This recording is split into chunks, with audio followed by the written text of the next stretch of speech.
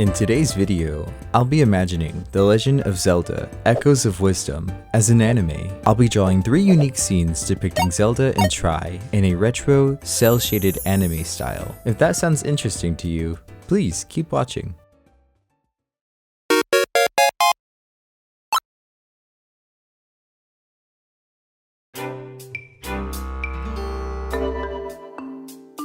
The first piece I'll be drawing today is titled Sword Fighter Zelda. After defeating an imposter Link in a very early dungeon in the game, Zelda obtains the Sword of Might, which allows her to transform into Sword Fighter Zelda, a version of herself embodying the spirit of Link, wielding a powerful sword and a hero's shield. In this form, Zelda is depicted wearing Link's traditional tunic and cap, while maintaining her long hair and royal headpiece. In addition, Zelda appears spirit-like as she's shrouded in a bright blue fog that surrounds her glowing blue body. Her normally dark beady eyes instead glow a vibrant bluish white color. Whilst activating this form, Zelda can fight monsters in a more traditional sense, as in sword-swinging combat and defensive shield blocking, as opposed to relying on her echo and bind abilities. This mode only lasts for a brief moment, ending and returning to her original state after her blue energy bar in the top left corner depletes. To replenish this gauge, she must collect fragments of energy scattered around the world or craft certain energy-rich smoothies. For the composition of this piece, I chose to center Sword Fighter Zelda in the frame while Tri and a glowing blue fog surround her. The story in my head for this drawing is Zelda wielding the Sword of Might and transforming for the very first time, as Tri looks upon her in shock and curiosity. In-game, Zelda's hair is tucked mostly into her cap, with only the 2 front strands framing her face flowing about. In this illustration, I chose to let her hair fly free to better emphasize that this is a drawing of Zelda and not Link, as they can sometimes look somewhat similar when wearing the same tunic. I'm still really new to drawing in this anime style, so getting the hair to look right was a challenge for me. I hope it looks okay in the end, but for now, this is the best I can do.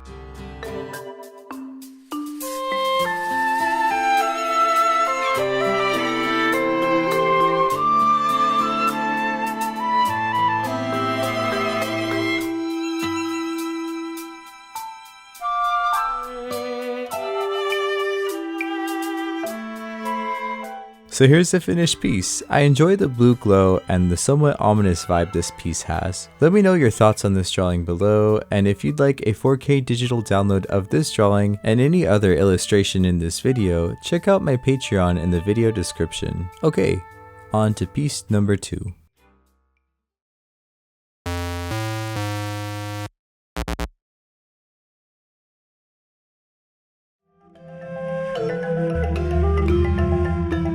Okay, for the second drawing of today's video, I'll be creating the piece titled The Seeking ReDead. I wanted to explore a more kinetic composition here, having a clear foreground, midground, and background. The story I came up with for this drawing is Zelda and Tri wandering about the forest in the night, on the lookout for some more rifts, when suddenly they hear a haunting scream in the distance. In true hero fashion, albeit naive and against Tri's judgment, Zelda decides to investigate the source of the cry. To their surprise, they find a 10-foot tall creature with glowing eyes lurking in a pool of fluorescent blue water. Expecting to see a person in peril at the hands of the beast screaming for help, Zelda and Tri realize that the sound is coming from the monster itself. Cautiously, the pair near the wailing creature. In a failed stealthy approach, the beast notices them and lets out another piercing screech.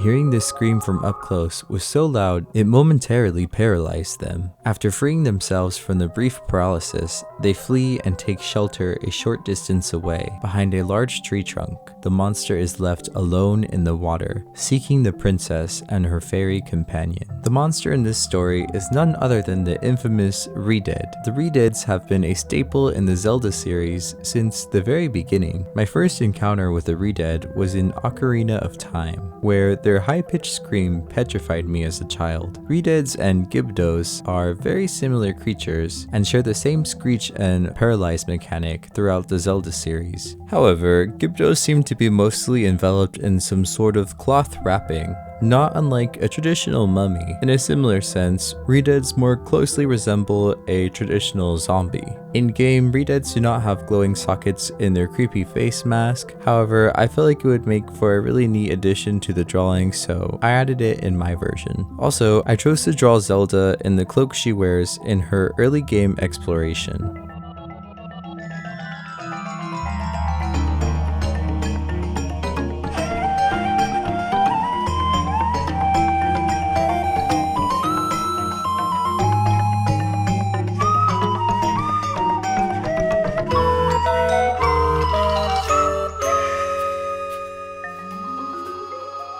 Alright, so here's the finished piece. Let me know what you think about it. I enjoyed coming up with the story accompanying the drawing, and I feel like this captured the moment quite well. Okay, let's move on to the final piece.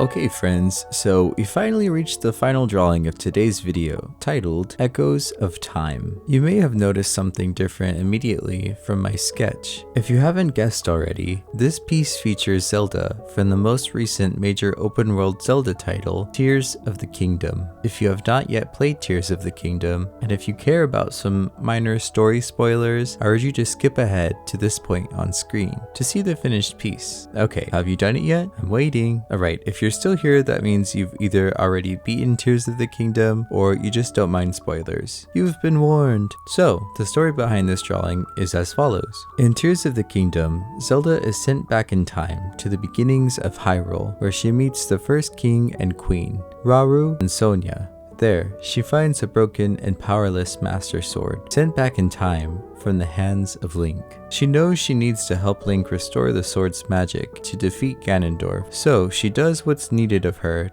in order to revitalize the sword's power and return it to Link 10,000 years in the future. I purposely left that a little ambiguous. If you played the game, you know what I'm talking about. So, in this illustration, I chose to draw a timeline where Tri travels to the beginning of Hyrule through a strange rift. There, Zelda finds her alone in a field of grass, humming a soothing melody. Upon finding each other, Tri explains to Zelda the events of her timeline and how rifts are tearing apart Hyrule and that Link is nowhere to be found. Zelda ensures Tri that she would help her and entrusts her with her light power. Zelda directs Tri to return to her own timeline and find her distant descendant. That Zelda will have the power of light hidden within her. Zelda tells Tri to seek out that power and the two of them will save Hyrule together. Since this is supposed to be the beginnings of Hyrule, I made the background lack any sort of man-made structure and instead focus on the natural beauty of a green hillside during Golden Hour. I know this piece is a little gimmicky, like I know it's not Echoes of Wisdom Zelda, it's the Tears of the Kingdom Zelda model, but Tri's there so it counts, kinda. To be honest, I drew this piece a long time ago, before Echoes of Wisdom was even released. Initially this video was going to be very different, discussing if Echoes of Wisdom will be more well received than Tears of the Kingdom.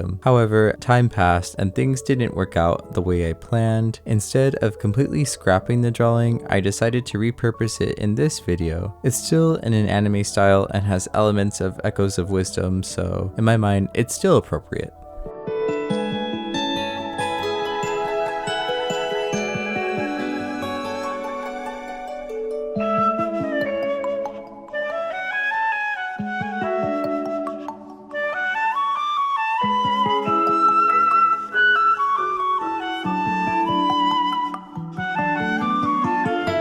So, this is this piece all complete. I closely referenced this still of Zelda from Tears of the Kingdom, but still drew her in my own style. Please let me know what you think in the comments below.